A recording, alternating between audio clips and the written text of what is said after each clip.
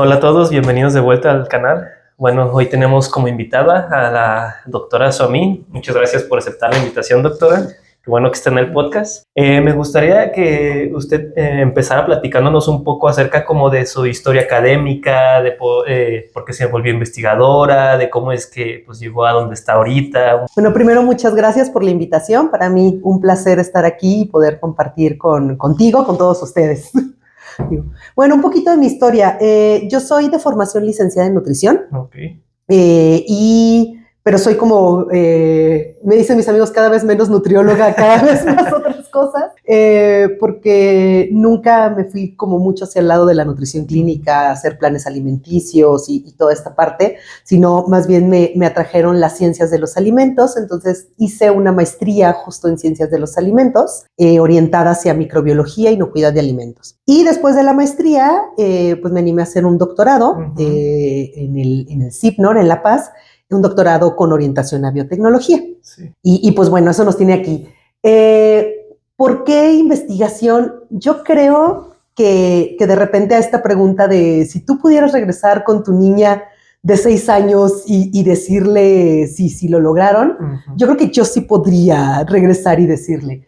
Yo crecí en una casa con mucha ciencia. Mi mamá es química farmacobióloga, mi papá es ingeniero químico. Y yo crecí creyendo que todos los niños jugaban en un microscopio, de verdad. Yo crecí creyendo que todos los niños tenían en su casa matraces y embudos y que jugaban con papel filtro, porque pues esos eran los juegos en mi casa, ¿no? Mi papá, por ejemplo, ponía un vaso de precipitados con alcohol y hacía un popotito de papel filtro y lo ensartaba en un disco de papel filtro. Y luego desbaratábamos mis plumones, exprimiéndoles el color de los plumones, la tinta de los plumones en el alcohol, y lo veíamos cómo subía y hacía estos aros de color en el papel filtro. Y para mí eso era pues un juego ordinario en casa, ¿no?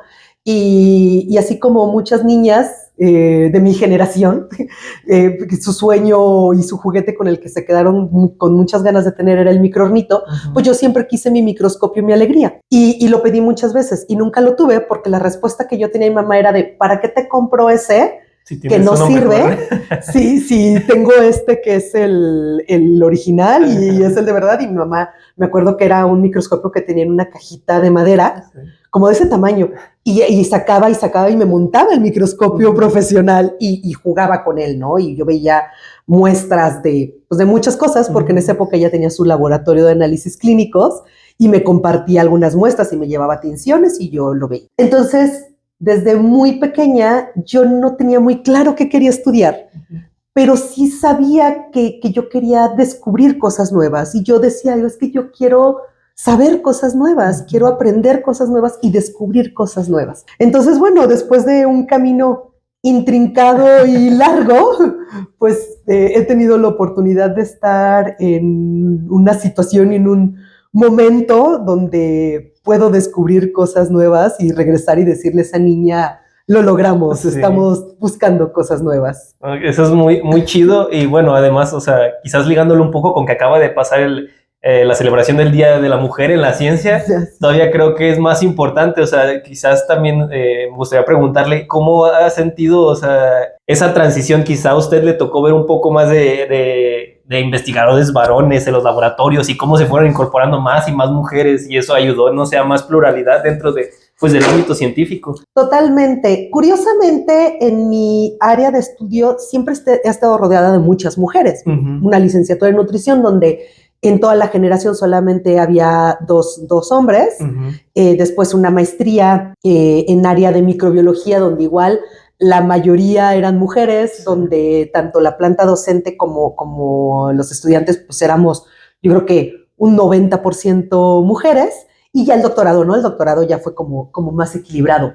Pero a pesar de eso, a mí sí me ha tocado mucho esta diferenciación y donde mientras más vas avanzando, menos mujeres ves ejerciendo, ¿sí? De hecho, desde la licenciatura, creo que ahí no fue tanto por ser mujer, pero sí por las condiciones en las que estábamos estudiando. A mí me tocó esta carrera donde era una carrera nueva. Yo soy de la 5ª generación de la licenciatura en nutrición de la Universidad de Guadalajara, donde además empezaba este sistema de créditos y fue como mucho shock para la Facultad de Medicina dejar de ser la Facultad de Medicina y convertirse en un centro universitario. Sí. Y fue mucho shock para estos profesores, estas grandes eminencias, que les dijeran, pues ¿sabes qué? O sea, ya no solo vas a tener médicos en tu clase, o sea, aparte de médicos vas a tener estudiantes de enfermería y de nutrición y a lo mejor de psicología y de cultura física. Y en ese contexto yo tuve estas clases donde llegaba el profesor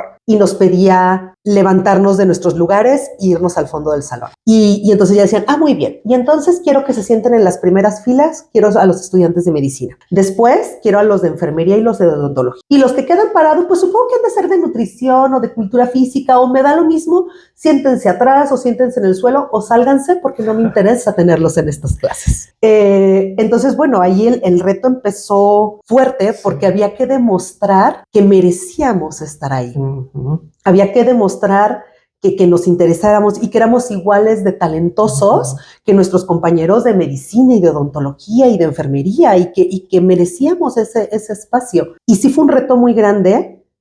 Puedo decir gratamente, creo que lo logramos. Yo estaba en 3er semestre cuando un profesor, el doctor Feliciano, que nos daba fisiología, él dijo, o sea, él preguntaba mucho y en sus clases preguntaba todos los días. Y de repente llegó un punto donde cuando había preguntas de bioquímica, su pregunta era, ¿quién es de nutrición? Porque los nutriólogos sí saben bioquímica. ¿Y quién es de nutrición? Y entonces todas las preguntas que tenían que ver con cuestiones de bioquímica y de metabolismo, siempre le preguntaba al nutriólogo. Sí. O a los que estábamos estudiando nutrición. Y entonces empezamos como a ganar esos espacios. Sí. Creo que no tenía tanto que ver con el hecho de ser mujer, aunque pues sí era una carrera con muchas mujeres, sí. Pero bueno, desde ahí nos tocó pelear por una posición. Sí, claro. Y más adelante, pues igual, o sea, también a pesar de que estudié una maestría con muchas mujeres, pues me tocó ver muchas compañeras que terminaban la maestría y ya no seguían ejerciendo o ya no seguían a un posgrado. Ya en el posgrado igual, pues la mayoría de los investigadores con los que podías trabajar para hacer una tesis, pues eran investigadores hombres.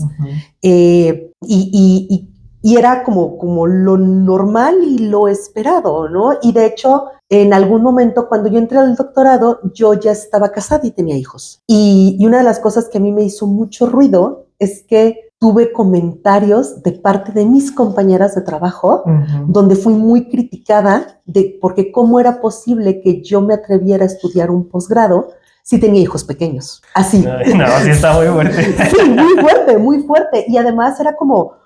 porque además era este tema de que mi posgrado estaba en La Paz. Entonces yo tenía la oportunidad de estudiar, de hacer todo mi trabajo de campo, hacerlo en la ciudad de Guadalajara, pero tenía que ir un par de veces al año, 2 o 3 veces al año y estar 2 o 3 semanas en La Paz cada vez, ¿no? Y entonces, pues era muy criticado de yo cómo me iba a ir si tenía 2 niños pequeños y qué mala madre. Y yo decía, bueno, pues es que también tienen padre.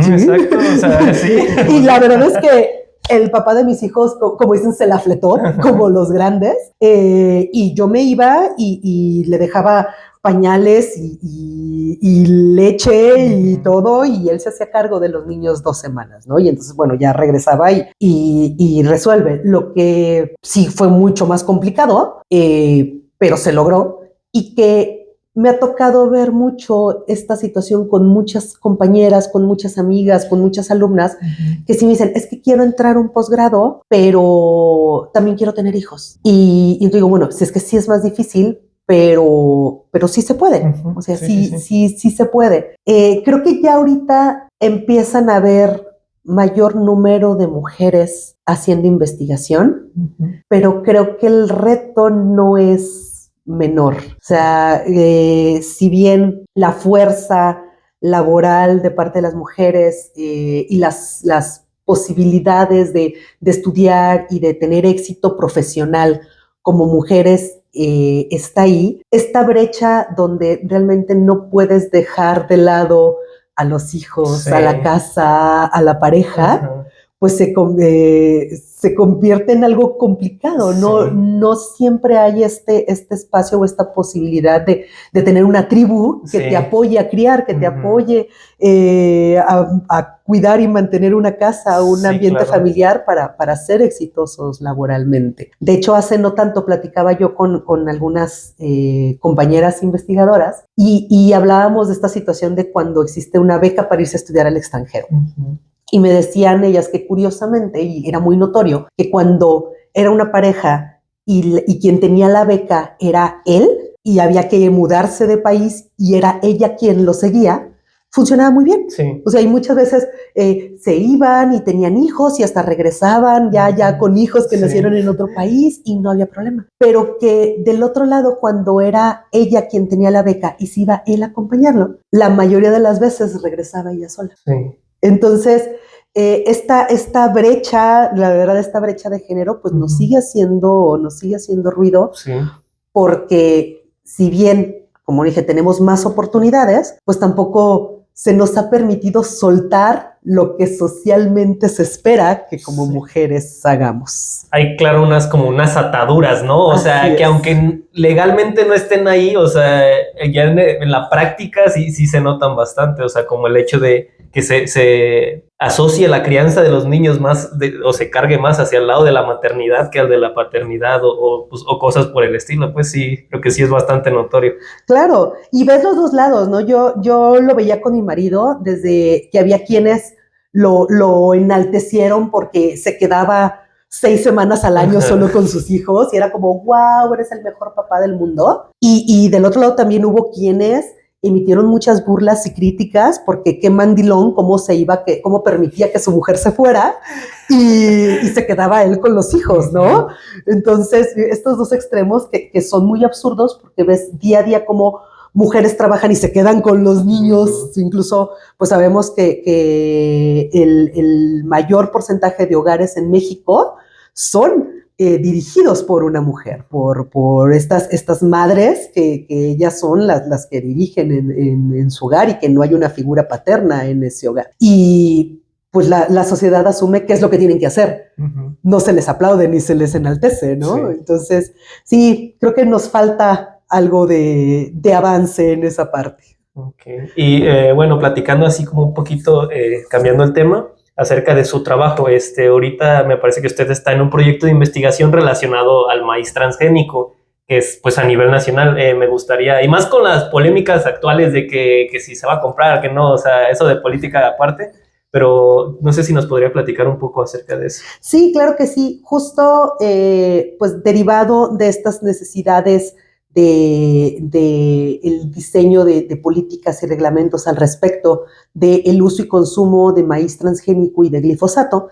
El año pasado, el CONACYT, ahora la nueva secretaría, pero todavía era CONACYT, buscó apoyo en diferentes instituciones académicas que permitieran estudiar acerca de los efectos, de los análisis y de las formas de evaluar tanto el uso del maíz transgénico como el uso de glifosato. Entonces realmente habemos un grupo bastante nutrito de investigadores a nivel nacional que estamos trabajando con esos temas. De manera particular, la Universidad de Guadalajara, a través de mí y de varios investigadores que nos conjuntamos para hacer este proyecto, nosotros estamos trabajando con la parte de del efecto y un poco la trazabilidad del consumo del maíz transgénico y del glifosato.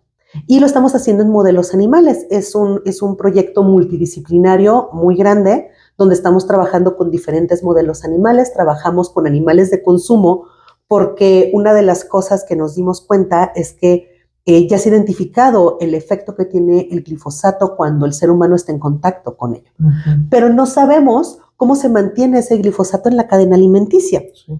¿Por qué? Porque evidentemente alimentamos a nuestros cerdos, a nuestras vacas, a nuestras gallinas, a nuestros pollos, pues con estos productos que está identificado que tienen concentraciones de glifosato en ellos, pero no sabemos qué pasa con ese glifosato una vez que ingresa a estos animales y si ese glifosato entra a la cadena alimenticia y lo estamos consumiendo nosotros sin darnos cuenta. Entonces, para resolver ese cuestionamiento, esa duda científica, hicimos o estamos trabajando en varios bioensayos en cerdo de engorda, pollo de engorda y gallinas de postura, en las que estamos dándoles maíz con diferentes dosis de glifosato dentro de los rangos que se consideran como seguros. Uh-huh.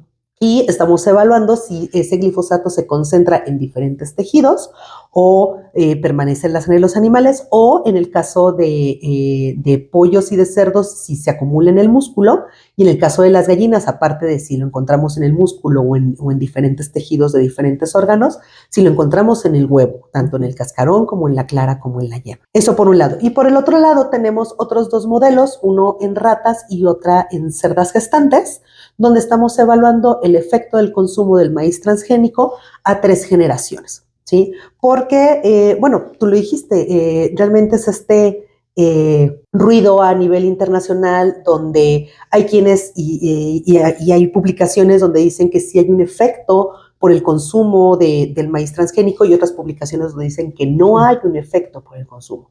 Y la realidad es que no tenemos tantos estudios que nos permitan poder responder de manera científica y certera a esta pregunta. Entonces, bueno, eso es lo que estamos haciendo ahorita. Es un estudio a largo plazo, es un estudio que nos va a llevar 3 años y que, pues bueno, estamos cuidando todas las variables que puedan intervenir para poder encontrar datos y tener resultados que podamos correlacionar con el consumo de estos productos. Sí. Y un poco ligado a esto que hablamos, por ejemplo, el desarrollo del maíz transgénico o del glifosato en el uso pues de los cultivos. ¿Qué tanto se piensa, o en las investigaciones, qué tanto se piensa en las repercusiones sociales o éticas del desarrollo científico, del desarrollo tecnológico? Yo creo que en los últimos años, hablemos a lo mejor en la última década, ya hemos sido más conscientes de ello, ¿no? Ya actualmente absolutamente todo trabajo, todo proyecto de investigación en el que involucres animales o personas necesita tener un respaldo por un comité de bioética. Ya actualmente estamos obligados a dar consentimientos informados, ¿no? Anteriormente pues era como sí, pero no era tan claro. O sea, ya hasta luego vemos estas películas, ¿no? De universidades estadounidenses donde dicen, estamos buscando candidatos que quieran participar en la prueba de este medicamento, o que los vamos a encerrar un fin de semana con estas condiciones. Y pues se suman los que quieren, pero no es muy claro lo que se va a hacer, y ahora ya estamos obligados a hacerlo. De igual manera también cuando estamos trabajando con plantas o incluso con microorganismos, ya estamos obligados a reportar y a ir a la par. Por ejemplo, si estamos trabajando con microorganismos con el convenio de Nagoya, que habla justamente de manipulación de recursos genéticos microbianos. Entonces ya creo que ya es más claro, y creo que también ya tenemos más conciencia de ello. Digo, no voy a decir que es en todos los sitios y en el 100% de los lugares, pero yo quiero creer que ya no nos vamos a topar con estas atrocidades de los años 40, por ejemplo, claro. Que se hacía para buscar, que infectaron, por ejemplo, a todo este pueblo con gonorrea, y o a quienes les dieron tratamiento y a quienes no.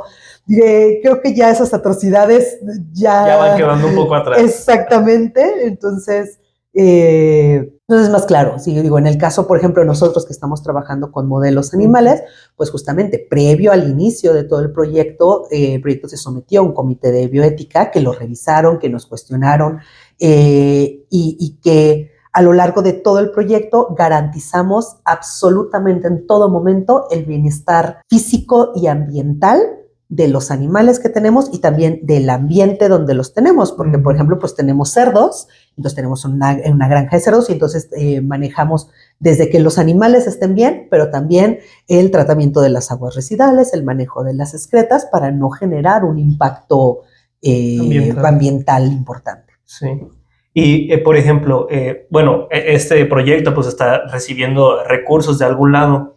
Otra pregunta que me gustaría hacerle al respecto es ¿qué tanto se ve como sesgado o influido la ciencia con respecto a los proyectos que consiguen más recursos, pues, o a los que está interesado en realidad, no sé, cualquier agencia gubernamental o cualquier empresa? ¿Cómo se ve influenciada la ciencia respecto a esos proyectos que pueden conseguir más dinero contra los otros? Claro.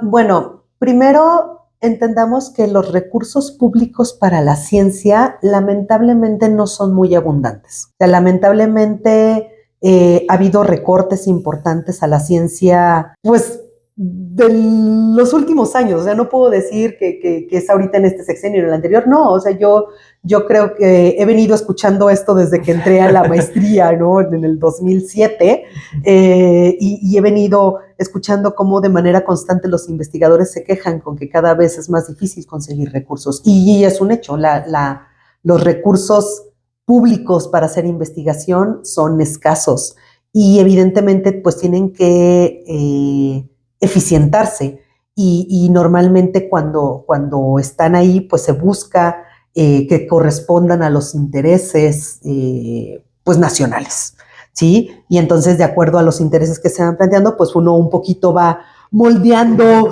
su línea de investigación para atender a ello, que además de manera personal no me parece una mala estrategia porque creo que la investigación tiene que estar al servicio de nosotros como seres humanos y que lo que descubramos y encontremos pues tiene que beneficiarnos de alguna manera.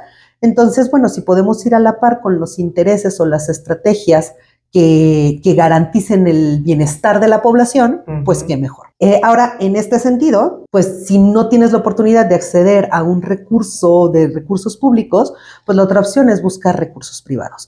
Y una realidad es que también en los últimos años esta fuerza de innovación y estos requerimientos de innovación de parte de las empresas, de las diferentes industrias, industria alimenticia, toda la industria biomédica que tuvo este boom después del COVID, por ejemplo, y entonces, bueno, pues al ser del área privada, de la industria privada, pues ellos tienen dinero. Y la realidad es que si no tenemos oportunidad de tener recursos para hacer nuestra investigación de forma pública, pues entonces muchas veces es más fácil o es posible obtener recursos de parte de la industria privada.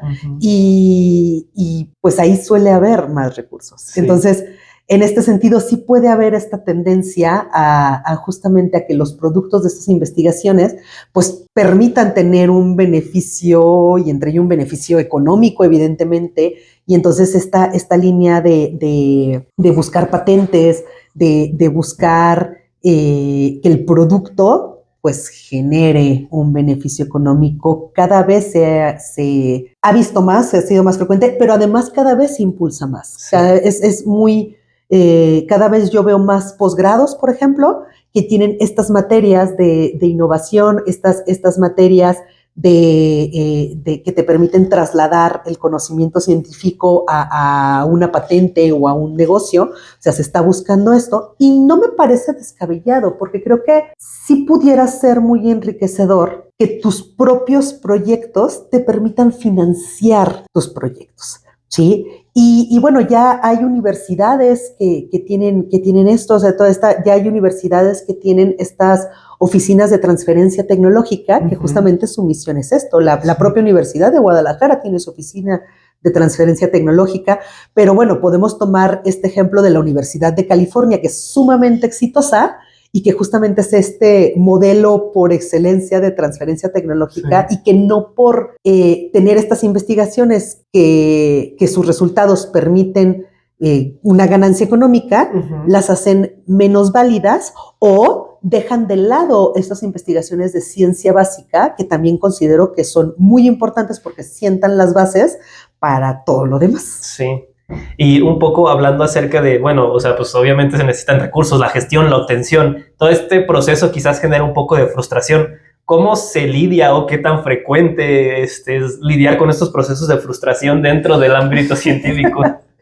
Ay, a finales del año pasado, yo mencionaba que el proyecto que tengo ahorita es un proyecto multianual. Y entonces, bueno, pues tenemos que cumplir una gran cantidad de requisitos en cada cierre de año fiscal para demostrar lo que fue el ejercicio del recurso de este año. Estamos sometidos a un alto escrutinio y para que nos permitan la liberación de recursos del siguiente año. Y hay muchos trámites administrativos en ellos, trámites administrativos que hay que resolver ante lo que era CONACYT, pero también trámites administrativos que hay que resolver ante la universidad, pero también trámites administrativos que tenemos que resolver con diferentes estancias más chiquitas de la universidad e incluso con organismos externos a la universidad. Y justo en esta parte del cierre fiscal yo platicaba con la coordinadora general de investigación de la Universidad de Guadalajara y yo le decía, digo, es que mi sueño siempre fue investigar, siempre, pero este año, irónicamente, he investigado muy poco. ¿Por qué? Porque soy la administradora del proyecto y entonces de repente ha sido un año donde la verdad es que he entrado muy poquito al laboratorio, donde he trabajado muy poquito con mis animales, donde incluso escribí muy pocos. Este año pasado tuve pocas publicaciones en comparación con los anteriores, porque la demanda administrativa del proyecto ha sido tan alta, tantos formularios, tantos formatos, tanto seguimiento, tanto requisito administrativo que yo le decía, está dejando de ser divertido. Sí. Y entre las cosas que justo platicábamos es que decíamos, es que a los investigadores, yo no sé si esto pase en otro lado, en otras universidades, en otros países, no lo sé, pero al menos aquí en México y en lo que es la Universidad de Guadalajara, a los investigadores se nos obliga a ser administradores sin explicarnos cómo hacerlo, ¿no? Y justo yo platicaba con la doctora y yo le decía, doctora, es que ella es contadora o financiera, economista, tiene una carrera en cuestiones administrativas. Pero entonces yo le decía, es que nos ponen nosotros a ser administradores, pero nunca nos explican cómo. Sí. Y entonces, justo como a broma, mi marido es contador. Y entonces a broma yo le decía, es que yo tengo la suerte de que tengo un lado de mí, un contador que yo volteo y le pregunto, dime, explícame la factura y el complemento de pago y todo el documento. Pero yo puedo hacerlo, pero los demás no. Y de repente te dicen, pues es que tienes este recurso, que puede ser un recurso muy poquito, ¿no? Y te puede decir, pues tienes este recurso que te vamos a dar 30,000 pesos al año para que compres lo que quieras para tu investigación. Pero esos 30,000 pesos implica que llenes 3 formatos, implica que hagas cotizaciones con tus proveedores, implica que ya que les compres, pues que le pagues, pero además que no le puedes pagar de tu bolsa y pedir reembolso, porque no puedes pagar más de 15,000 pesos, por ejemplo, y que te den reembolso. Y entonces tienes que hacer la solicitud a través de compras y meter tus 3 cotizaciones y que compras le dé el visto bueno y luego que le pague y luego le tienes que pedir al proveedor el complemento de pago y regresarlo. ¡Qué horror! Y el problema de eso no es ni siquiera hacerlo, es que nunca nadie te explica cómo hacerlo. Sí. Entonces sí ha sido un reto la parte administrativa del proyecto. No me quejo, creo que es algo que alguien tiene que hacerlo y bueno, pues es ahorita lo que está tocando y que de alguna manera me da la oportunidad de aunque sea poquito, pero sí entrar al laboratorio, aunque sea poquito, pero entrar con mis animales y pues tengo la suerte de tener un gran equipo de trabajo que todos en conjunto pues seguimos descubriendo cosas nuevas. Sí.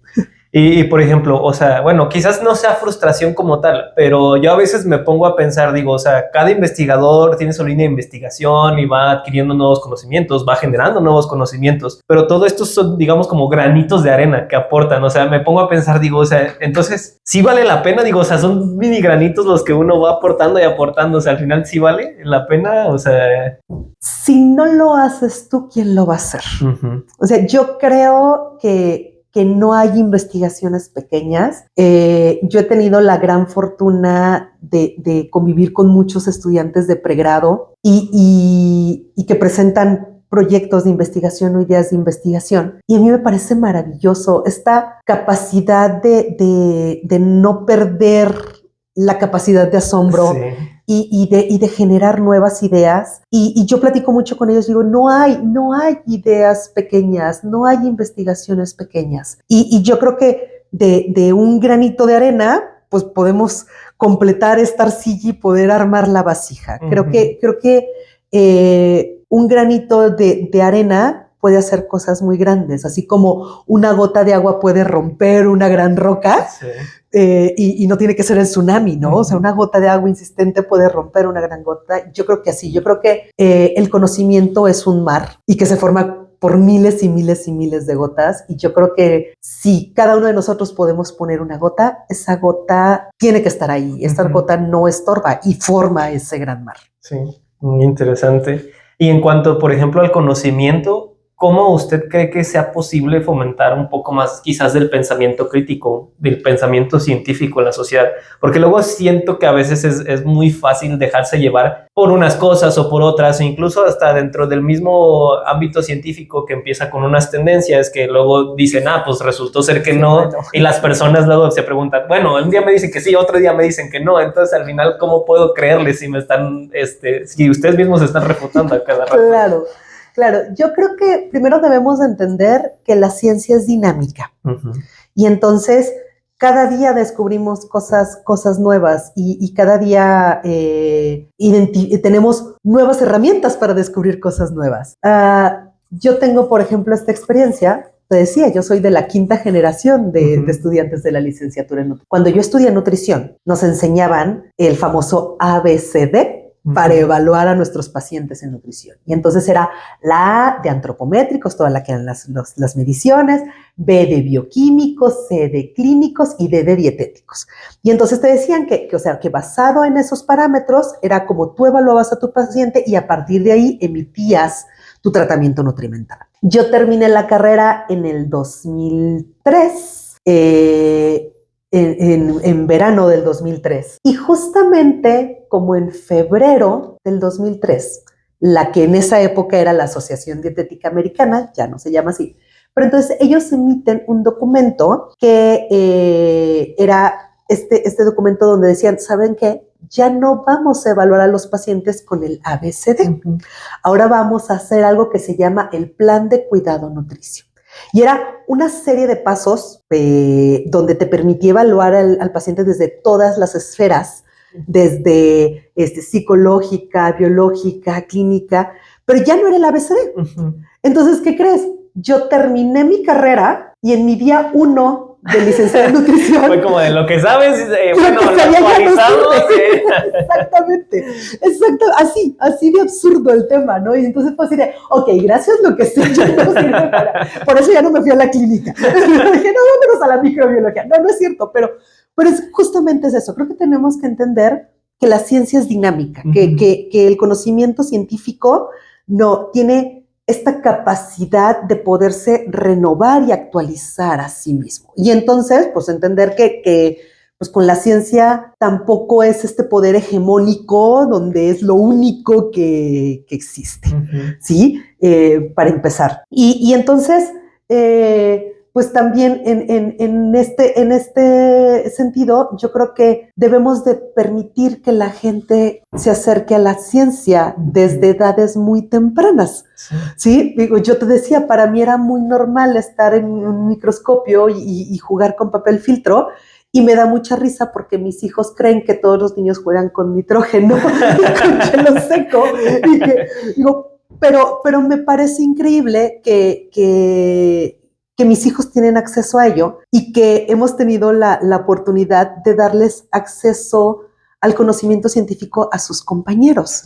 Y que alguna vez, por ejemplo, me quedó hielo seco de que trasladamos unas muestras y al día siguiente se lo llevé a la primaria a mis hijos y se lo llevé a la maestra me dijo, ¿pero qué hago con esto? Y yo, mira, y le enseñé un par de experimentos ahí y los niños salieron fascinados y durante semanas yo seguí recibiendo mensajes de las mamás del grupo diciendo, oye, es que mi hijo está encantado, oye, dime qué otra cosa podemos hacer, dime qué otro experimento podemos hacer en casa. Y los niños jugaban haciendo experimentos. Y entonces ahora yo estoy he seguido en contacto con esos niños y, por ejemplo, mi hijo que está en secundaria, pues él dice, es que yo quiero estudiar nanotecnología. ¿Por qué? Porque se me hace bien interesante, porque creo que es lo nuevo que están identificando y porque ya vi que una cirugía con componentes con nanotecnología de rodillas se recuperan en 2 semanas, a diferencia que cuando lo hacen de esta otra forma, ¿no? Y lo mágico aquí es que no les da miedo hablar de ello. O sea, no les da miedo hablar de ello. No se les hace difícil, porque creo que también hemos hecho creer a la gente que los que hacemos ciencias somos este grupo elite. Sí, malvados. Y no solo malvados, inalcanzables, Sí, ¿sabes? también. O sea, como, bueno, es que tiene un doctorado y es inalcanzable. No, yo creo que todos, si cocinas, haces ciencia. Sí. Así. Entonces, yo creo que esta parte de hagamos que la gente le pierda el miedo y dejemos de hacer de la ciencia algo elitista. Claro. Y siento, bueno, cuando menos yo, por ejemplo, o sea, exceptuando algunos casos, que mientras uno más va aprendiendo, o sea, mientras uno va más preparándose, se da cuenta que menos sabe. Entonces uno siente que está, o sea, que sabe menos de que cuando empezó dices, no, o sea, siento que hasta incluso en esa parte quizás coincidimos más, así pues, con las personas que no tienen este tipo de formación.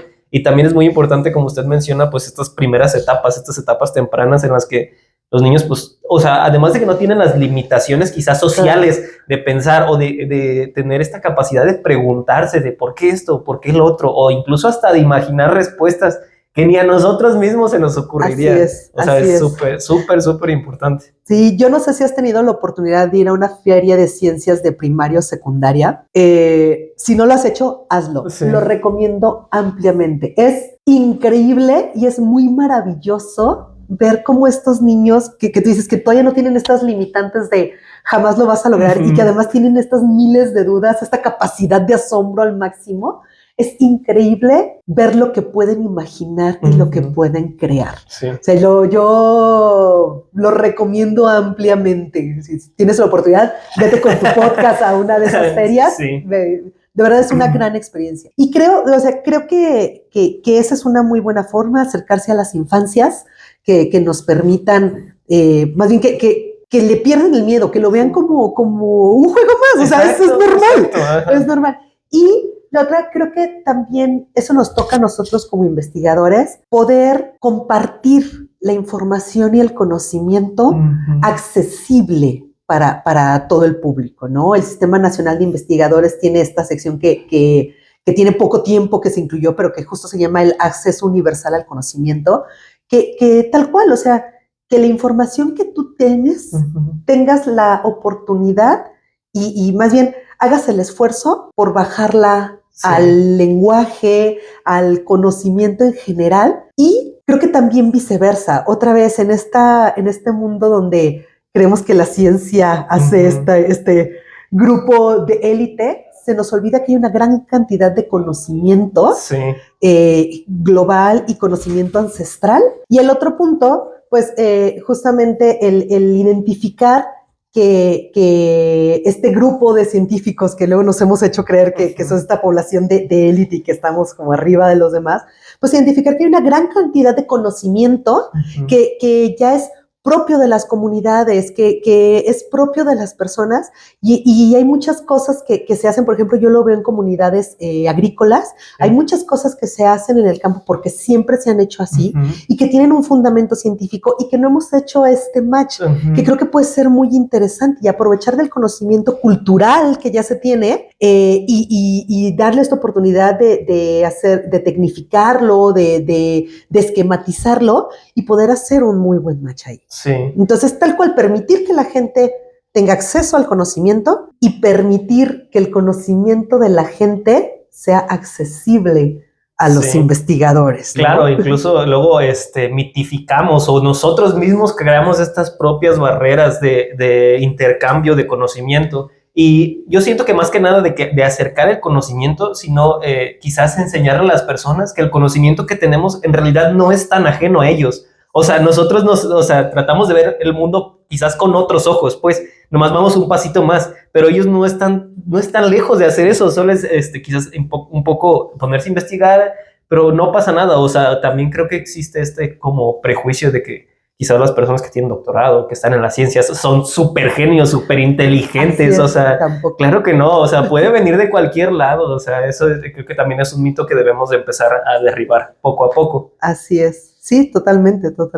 Y yo creo que algo muy importante y que tenemos que recuperar y promover el cuestionar, Ujú. el invitar a que la gente cuestione, que cuestionen absolutamente todo, porque en esta época donde el problema ya no es el acceso a la información, o sea, todos tenemos un telefonito Ujú. y tenemos acceso a la información, pero el problema es que ya no tenemos la forma de filtrar la información. Sí, O sea, también. nos falta ese filtro de la información y yo creo que eso es algo que debemos de promover, la parte de cuestiona Ujú. todo lo que te llega, porque igual puedes tener una información que viene de una fuente científica, que a lo mejor están divulgando y que sí tiene un lenguaje coloquial, pero sí tiene un respaldo científico, como te puede llegar la información de una universidad Sí. de Estados Unidos y siempre es Oxford y Ajá. Harvard, ¿no? Investigadores de Harvard y tú dices, pues es que eso ni siquiera se hace ahí, Sí, claro. pero no lo cuestionamos y de repente Ujú. lo leemos y ya nos lo apropiamos cuando nunca cuestionamos si verdaderamente podía ser cierto eso. Sí, y siento que además, o sea, la misma sociedad y el mismo sistema educativo luego apagan esta llama como de inquietud, de preguntarse, no necesariamente porque creen que la pregunta sea mala, sino porque quizás tienen miedo a que la respuesta, o sea, ser juzgados por la respuesta, de que cómo preguntas esas cosas, o estás tonto, o sea, obviamente es esto, o sea, quizás es el miedo tal vez a la respuesta y no tanto a la pregunta a la que nos han estado haciendo, a que nos ha estado haciendo que se apague pues Claro, esa claro. motivación, más que nada. Sí, necesitamos recuperar eso de los niños. Yo de verdad fui muy feliz en esta etapa de mis hijos cuando tenían como 2 años, que es cuando te preguntan, ¿por qué? ¿Por qué? ¿Por qué? Porque me parece tan mágico esa etapa de Sí. los niños. Yo soy muy feliz, así cuando tengo con niños que empiezan a preguntar, ¿por qué? Ah, por esto, y por esto, y por esto. Pero llega un punto donde si tú les contestas, porque dices que nunca se callan. Dije, no, digo, lo que pasa es que o sea, si tú les contestas y les das dando un contexto adecuado, llega un momento donde ellos solitos llegan a su respuesta y es como, ah, y dejan de preguntarte Sí, por qué. sí, sí. Y eso es muy mágico. O sea, Sí. de verdad, digo, necesitamos recuperar esta capacidad de asombro y esta búsqueda de conocimiento que tienen las infancias. Ujú. Y promover que no se pierdan. Cuando dices, este mundo cuadrado, escolar, tradicional, de repente sí nos hace perder esta parte y nos hace ganar miedo a preguntar y nos hace menospreciar lo que estamos logrando. Por eso vuelvo a lo mismo. Creo que no hay preguntas pequeñas, creo que no hay respuestas pequeñas y creo que todo va abonando y va sumando a este océano de conocimiento. Sí. Ya como para ir finalizando, otra dudita que quizás cambió un poco de tema, pero ¿cuál cree que es el impacto del sistema actual de premiar a investigadores con más publicaciones? O sea, como si el mejor investigador implica que es el que tiene 10,000 publicaciones y 20 libros y no sé, o sea... Ay, complicado, porque yo ni siquiera diría premiar al que es al mejor. Sí, premiar entre comillas, o sea, como que se Sí. trata de alabar, o sea, y los que están quizás en ese ambiente saben que eso, o sea, pues en realidad no representa Sí. la realidad. No, y es que ni siquiera voy allá, o sea, por eso digo, creo que ni siquiera hablaría de premiar, porque realmente actualmente estamos en un sistema donde se nos demanda y se nos exige cierto número de publicaciones, ¿no? Y entonces, de repente sí, en este sentido, pues estamos obligados a entrar en este rush de publicar y escribir cuando de repente uno pudiera tener investigaciones muy largas, ¿sí? Y decir, me voy a esperar a que pasen mis 2, 3, 4, 5, 10 años de mi investigación, por ejemplo, estas investigaciones que son muy escasas y que a mí me parecen muy interesantes que hablan de población, ¿no? Y son muy escasas estas investigaciones que dicen, bueno, es que seguimos a cierta población desde que nacieron hasta que cumplieron 21 años. Sí. Entonces fue una investigación de 21 años donde tú dices, claro que esos resultados son súper valiosos, sí. Son súper fuertes, muy interesantes, abonan al conocimiento científico muchísimo, pero entonces ese investigador pasó 21 años de su vida haciendo lo mismo. Sí. Y si somos estrictos, pues realmente lo interesante de su investigación era presentar estos resultados después de 21 años. Claro. Su investigación la hace menos meritoria porque en 21 años solo publicó un artículo, no debiera, pero el sistema no le permitiría a este investigador publicar un artículo en 21 años. El sistema le dice, ¿sabes qué? Es que tú tienes que publicar al menos 2 por año, ¿sí? Si eres de los investigadores de medio pelo, pero si ahora eres quieres tener este estatus de gran investigador o de investigador emérito, bueno, pues es que tienes que tener más publicaciones cada año y aparte tienes que hacer divulgación y aparte tienes que tener tesistas y aparte tienes que hacer mucho y cuestión administrativa además para poder entrar en este sistema. Entonces ni siquiera hablaría de que es más premiado el que tiene más. Yo creo que es más exigido el que quiere más, decirlo, por decirlo de alguna manera.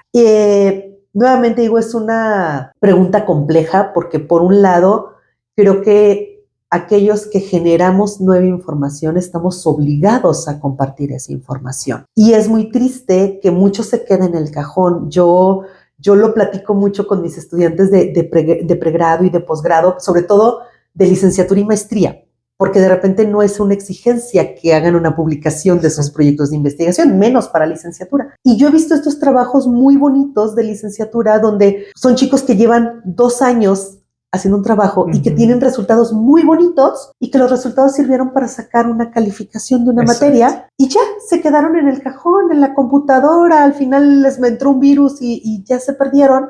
Y güey, nadie se enteró de esto tan bonito y tan valioso, ¿no? De repente estos resultados en poblaciones muy particulares que va a ser difícil que lo encontremos en una publicación internacional, pero que son datos muy importantes para nuestra comunidad, por ejemplo. Entonces, por un lado, creo que sí estamos obligados a compartir el conocimiento científico, pero por el otro, de repente las exigencias de el número de cosas, ya sabes, este checklist con el que tienes que cumplir, pueden en muchas ocasiones, o sea, no digo que sea todo, pero pueden en muchas ocasiones obligar a acelerar el proceso científico. Sí. Y eso creo que puede ser muy triste porque nos impide hacer estos procesos largos de generación del conocimiento. Y bueno, creo que eso puede ser como muy complicado, ¿no? Yo de repente, en mis ratos de ocio, hay 2 cosas que hago, ¿no? Me meto a stalkear gente en el ResearchGate y en Scopus, porque pues uno ñoño, ¿no? Y entonces veo como el número de publicaciones. En Scopus tú ves estas gráficas de cómo van publicando cada año. Y de repente me encuentro como artículos muy viejos y voy y busco esos autores en el Scopus, ¿no? Y es muy curioso cómo ves estos autores como de los años 70, tú ves que tienen estas publicaciones de cada 2 años, cada 3 años, una publicación. Y tú ves estos autores que están ahorita y ves autores que publican 15 artículos por año, ¿no? Evidentemente, o sea, no es la persona sola, o sea, claro, es todo un grupo de investigación que, ojo, esto creo que tampoco demerita. O sea, tampoco demerita. ¿Por qué? Porque, sin irme tan lejos, en el proyecto que yo estoy coordinando ahorita, somos 18 investigadores, más aparte estudiantes de posgrado, más aparte estudiantes de licenciatura, y que a todos ellos pueden publicar. O sea, a todos ellos yo les he dicho, ¿tienes resultados?